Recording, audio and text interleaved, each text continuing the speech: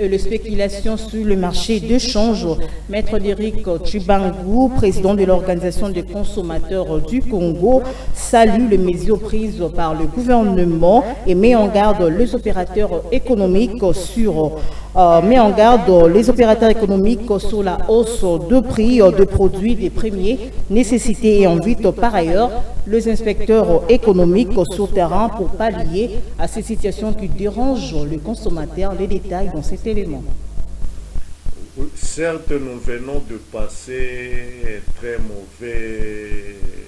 une très mauvaise carrière à terme d'une semaine avec une tendance haussière des prix des dollars sur le marché. Mais cela ne s'explique pas. Vous savez, l'inflation a ses causes, mais dans le cas d'espèce, cela s'explique plus sur la spéculation de certains opérateurs financiers, de certains cambistes qui, on ne sait pas pour quelle raison, ils ont voulu profiter de l'occasion pour faire augmenter les taux de dollars. Mais ici, nous saluons l'intervention du gouvernement, des mesures qui ont été prises pour encadrer l'injection plus sur le marché des francs congolais. Ce sont les mesures dont nous venons de saluer ici. Mais effectivement, ça a un point, ça va impacter, et ça a commencé même. Vous avez vu que depuis ces mesures, le dollar a chuté. Vous savez, il y a une semaine, ça quittait de 24 à 26, quelques 27.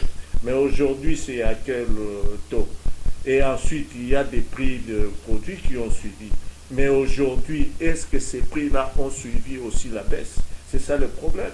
Ici, nous voulons interpeller plus les inspecteurs économiques qui doivent être plus sur terrain pour procéder à un contrôle permanent, puisque les opérateurs profitent à de pareilles occasions, soit pour faire la rétention de marchandises, à le vendre